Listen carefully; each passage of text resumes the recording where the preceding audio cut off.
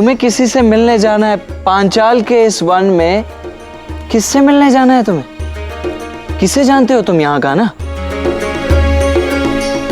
जानता नहीं, बल्कि संबंधी है मेरे था। कान्हा, तुम पुनः अपने दाऊ को मूर्ख बना रहे हो ना? ठीक है, तुम्हारे संबंधी यहाँ हैं, तो उन संबंधियों से मैं भी मिल लेता हूँ।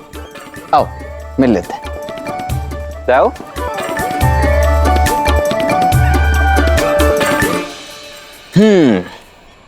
तुम्हें कुछ बात करनी है, कहो।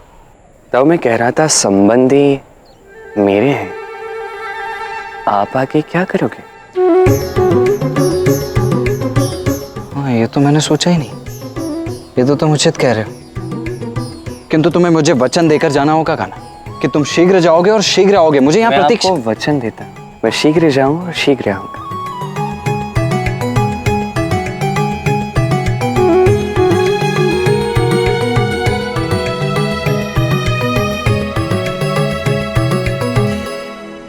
न जाने ये सच कह रहा है या झूठ। अब जो भी हो, संबंधियों एक क्षण, कान्हा और मैं तो भाई भाई हैं, तो इसके संबंधित कान्हा ये पुनः मुझे मूर्ख, ये लीलाएं करने के लिए भी इसे दाऊ ही मिलते हैं। अब न जाने मुझे मूर्ख बनाकर यहां इस वन में किससे मिलने चला गया ही।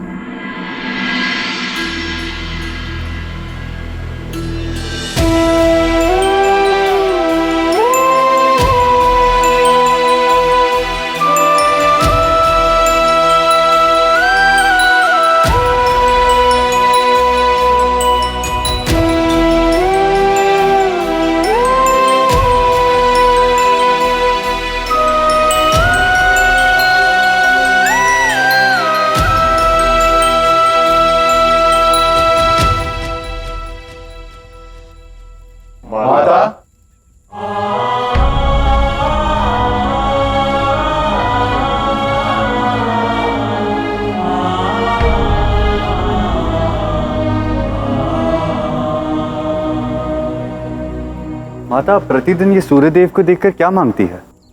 अपने पुत्रों की सुरक्षा के अतिरिक्त एक माँ और क्या मांग सकती है? मैं अपने सारे पुत्रों की सुरक्षा ही मांगती हूँ। ना राज्य की लालसा है, ना वैभव का मोह। केवल मेरे सारे पुत्र सदा सुरक्षित रहे, बस यही कामना है मेरी। बालपन से लेकर आज तक मेरे पुत्रों पर संकट मंडराते रहे हैं। अनेकों प्रयास हुए हैं तुम्हारे प्राण हरने के। कभी विष दिया गया, तो कभी लाक्ष्य ग्रह में जलाने का प्रयत्न किया गया। अब भी यहाँ छिपकर इस प्रकार भिक्षकों की भांति रहना पड़ रहा है। दिन रात बस यही चिंता लगी रहती है, कहीं कोई हमें पहचान न ले, मेरे पुत्रों पर कोई संकट ना पड़े। इसलिए प्रतिदिन तपस्या में एक ही प्रार्थना करती हूँ कि मेरे सारे पुत्र सुरक्षित रहे और मुझे कुछ नहीं चाहिए। माता, आपका आशीर्वाद ढाल बनकर हमारी रक्षा कर रहा है। हमें भला कभी कुछ हो सकता है?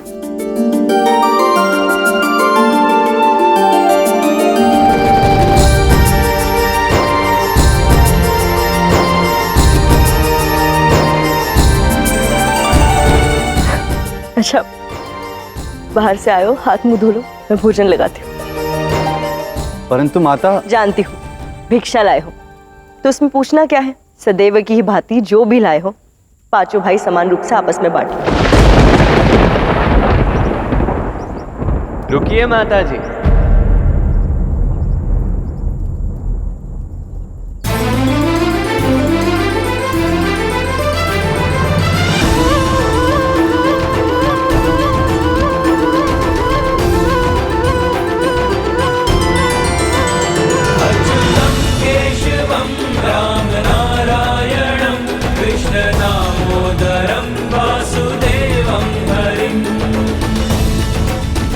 श्रीधरम्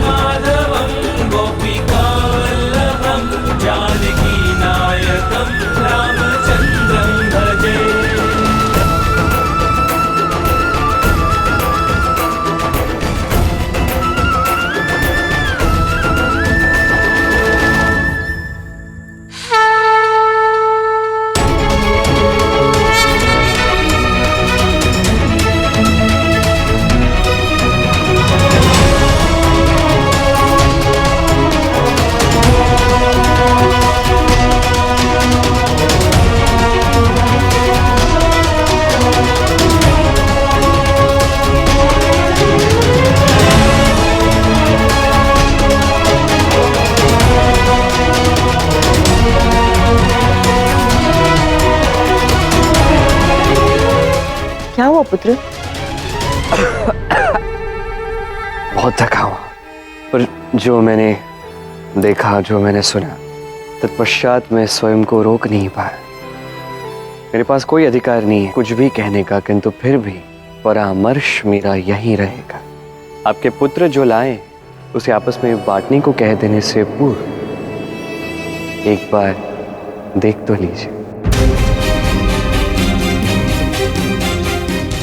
जीवन में बंटवारा मैं मानता हूं कभी कभी आवश्यक होता है, अत्यंत महत्वपूर्ण होता है, किंतु यदि ये बंटवारा सोच समझकर ना किया जाए तो उतना ही विनाशकारी भी हो सकता है।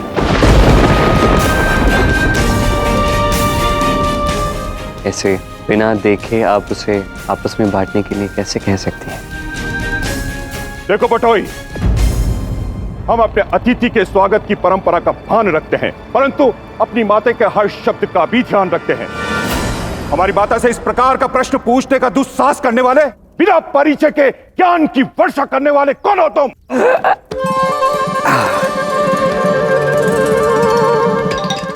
आपने एक श्वास में 4 प्रश्न पूछ लिए ना, मुझे भी एक बार श्वास लेने दो।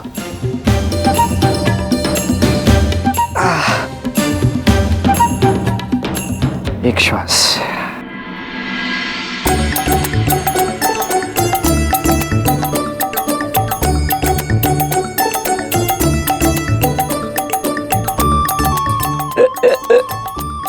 अब थोड़ा ठीक लग रहा है।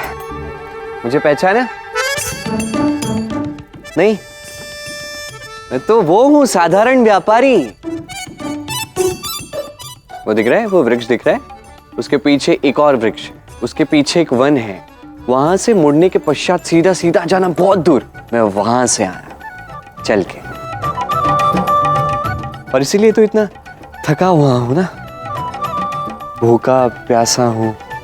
पर ठीक है, अब मुझे कोई चिंता नहीं है, क्योंकि मैं जानता हूं मैं कहां आया हूं, ब्राह्मणों के घर में। अब निश्चित रूप से मुझे जल और भोजन तो मिल ही जाएगा, कदाचित मिष्ठान भी। क्यों बंधु? तुम व्यापारी हो या बटोही, पर हो बड़े विचित्र। पहले बिना जाने समझे सबको परामर्श देते हो और फिर बिना निमंत्रण के स्वयं को भोजन के लिए आमंत्रित करते हो। अब जो तिथि बता कर आए वो अतिथि कैसा, और जो सत्कार से पूर्व परिचय का समाचार ले वो आतिथ्य कैसा। हम तो स्वयं ही भिक्षा मांगकर निर्वाह करते, तुम्हारा आतिथ्य क्या करेंगे? ब्राह्मण के यहाँ दान मांगते हुए लज्जा नहीं आती? तुम वास्तव में ब्राह्मण हो?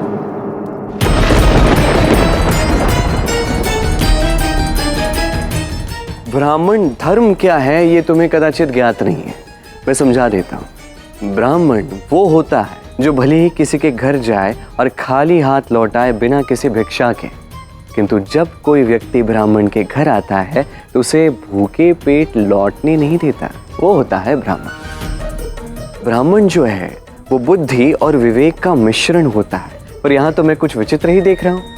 ये क्या है? स्पष्ट रूप से अतिथि को मना किया जा रहा है उसके स्वागत के लिए। किसी भी वस्तु को बांटने को कह देने से पूर्व उसके विषय में समझना आवश्यक है। ये समझना आवश्यक कोई समझ ही नहीं रहा यहाँ पे। ये तो अनुचित है ना। तुमने पुनः अनुचित बात करके मेरी माता को आहत किया है। अरे चलो यहाँ से, जाओ यहाँ से। शांत अनुज, अतिथि बिल्कुल उचित कह रहे। धर्म अनुसार ब्राह्मण के घर से कोई भी खाली पेट नहीं जा सकता। माता, आओ पुत्र, तुम अतिथि हो हमारे, तो सबसे पूर्व भोजन तुम ही करोगे।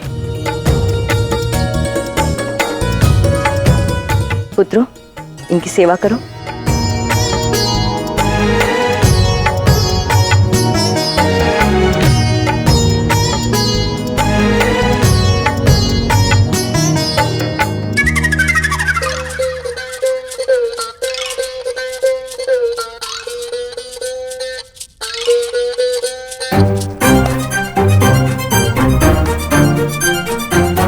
मेरे लिए फल लाना, स्वादिष्ट मीठे होने चाहिए, भूख लगी है। और आप दोनों मेरे लिए जल लाना, प्यास लगी है। आप मेरे लिए आसन लगाइए।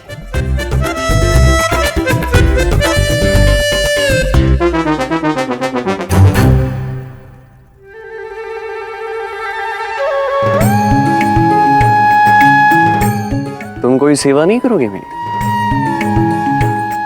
नहीं, क्योंकि ना तुम्हें मेरी सेवा की आवश्यकता है और ना ही मुझे इच्छा।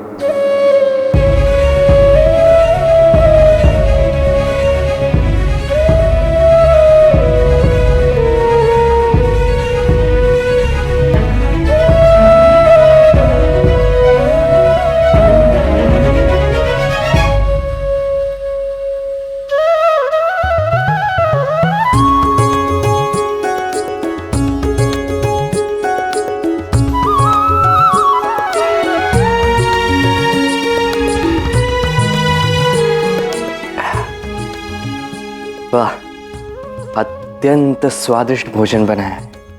आनंद आ गया खा के। आपने ऐसा क्यों कहा कि मुझे अपने पुत्रों में कुछ भी बांटने से पूर्व उस वस्तु को परख लेना चाहिए? ऐसा क्यों कहा?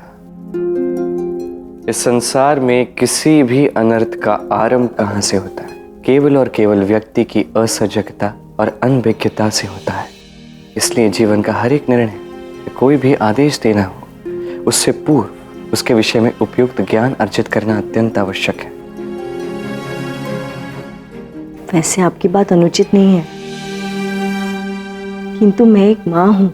जो करती हूँ अपने पुत्रों की एकता बनाए रखने के लिए करती हूँ, क्योंकि इनकी एकता इनकी वो शक्ति है जिसने इन्हें आज तक सुरक्षित रखा है, और मैं इसे कदापि टूटने नहीं दे सकती।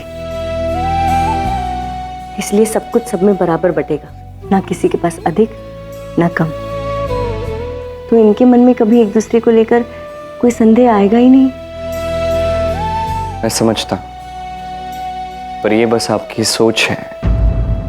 यदि मेरी सोच अनुसार देखा जाए तो हर कर्म का आधार केवल ज्ञान होना चाहिए, परिणाम नहीं। अन्यथा ऐसे भयानक परिणाम आ सकते हैं जिसमें समस्त ब्रह्मांड को भुगतना पड़ सकता है।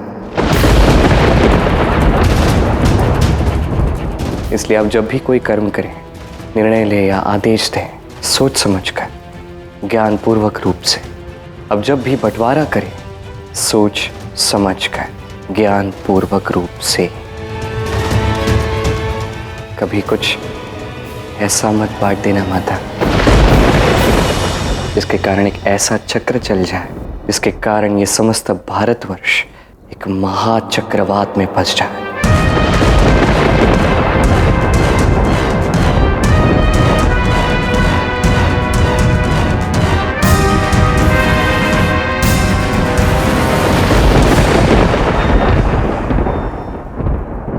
आपका ये स्वर और इसमें छिपी मनोहार मुझे आभास दिला रहा है कि इसके पीछे अवश्य कोई कारण है। यदि कारण बता दिया तो कर्म अधूरा रह जाएगा। बस इतना जान लीजिए, सूर्य उगने से पूर्व लालिमा बिछा देता है। कदाचित ये यही संयोग है। कदाचित आज जो ज्ञान मैंने आपको सौंपा है, भविष्य में आपको इसकी आवश्यकता पड़ सकती है।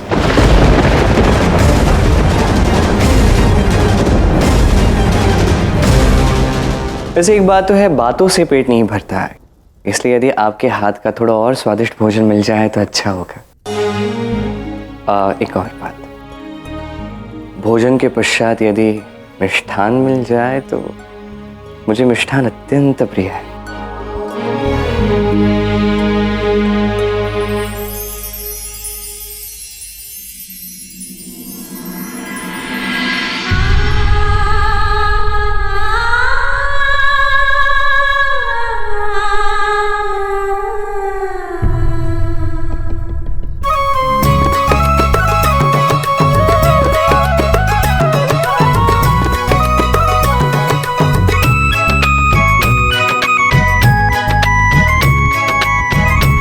लो व्यापारी, मिष्ठान खाओ और जाओ यहां से।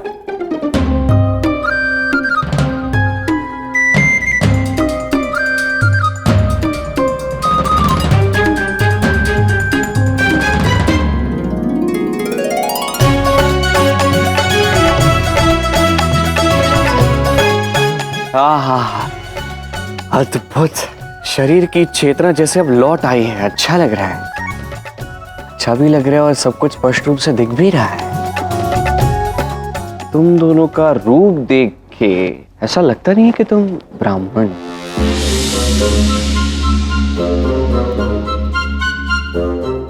ऐसा लगता है कि तुम किसी राज्य के राजकुमार हो, और वो तो तुम ब्राह्मण ही है ना। निसर्ग अद्भुत है। इसी बात पे थोड़ा और खा लेते हैं।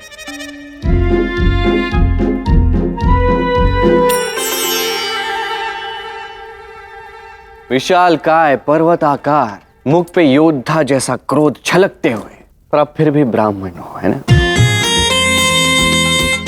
अब बहुत देख लिया हमें, अब जाओ यहां से। अरे अभी रुको, इन्हें तो देखो। मुख पर ज्ञान का तेज है, अंग अंग में राजसी गुण है। ब्राह्मण तो कहीं से नहीं लगते, पर हैं फिर भी ब्राह्मण ही। इस बात में मुझे कोई संदेह भी नहीं है।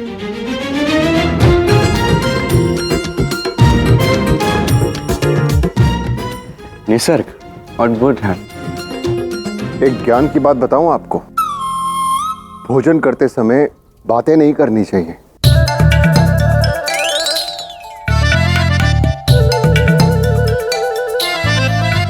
व्यापारी, तुम ये सब बातें क्यों कह रहे हो? क्या बात है, तुम बात भी करते हो। मुझे तो लगा कि तुम अधिक बात करते ही नहीं। और सेवा तो वो तो देख ही लिया मैंने। मैं देखता हूँ, सुनता हूँ, परखता हूँ। यदि सभी तुम्हारी सेवा करेंगे तो तुम पर दृष्टि कौन रखेगा? तुम्हें परखेगा कौन? उत्तम।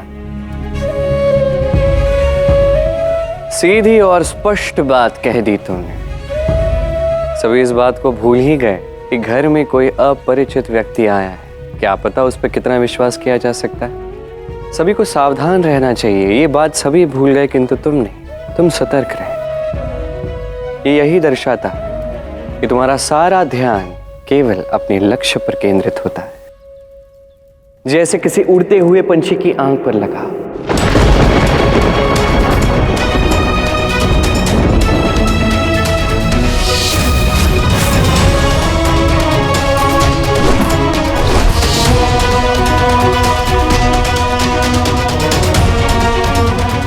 क्यों? बाकी इधर उधर पेड़ को देखते हैं, पत्तियों को देखते हैं, उस चिड़िया के शरीर को देखते हैं, पर तुम्हारा ध्यान, वो निशाना केवल उसकी आंख पर होता है।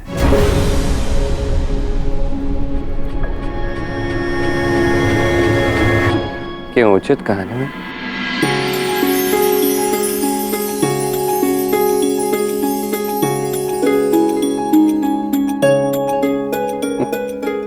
और मुझे ऐसे लोग अत्यंत भाते, जिनका सारा ध्यान उनके लक्ष्य पर होता है, पर भाने भी चाहिए। क्यों? मुरली मनोहर मोहना मुरारी, हर एक रूप में तेरी लीला न्यारी। मैं इन्हें परखने चला था, पर इन्होंने मुझे ही परख लिया।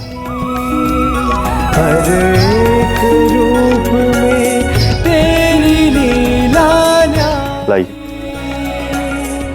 मैं आपके हाथ दिलवा देता हूं।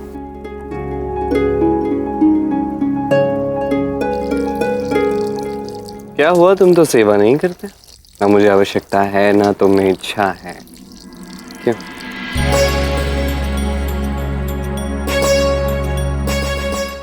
पहली भेंट में मेरा जो संदेह है वो विश्वास में नहीं बदल सकता, परंतु आप ज्ञानी अवश्य प्रतीत होते हो,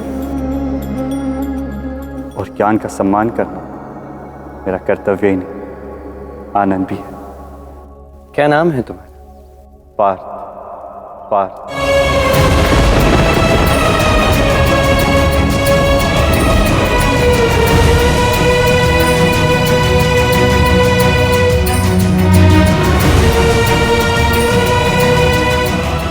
और आपका? मेरा नाम माधव है। माधव। केशवं राम नारायणं कृष्ण दामोदरं वासुदेवं हरिं अच्युतं माधव, अद्भुत। सुनते ही मन में शांति सी अनुभव हुई। वैसे आप जा कहाँ रहे थे? कांपिल्य के महल की ओर। सुना है पांचाल में एक बहुत बड़ा उत्सव होने वाला है। पांचाल नरेश द्रुपद की पुत्री द्रौपदी का विवाह।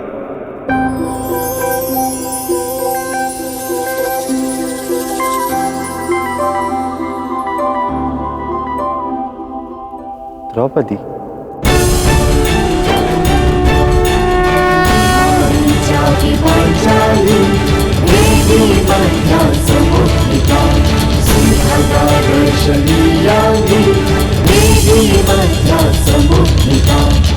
तुम द्रौपदी को नहीं जानते?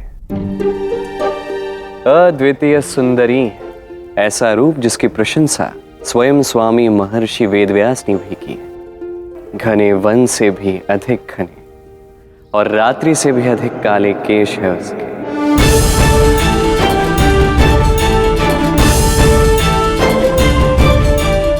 चंद्रमा जैसी चमकती दंत पंक्ति और चंद्रिका से शीतल मुस्कान है उसकी। हाथ पांव कमल जैसे कोमल है और अग्नि सा तेज उसके रूप के कण कण में है।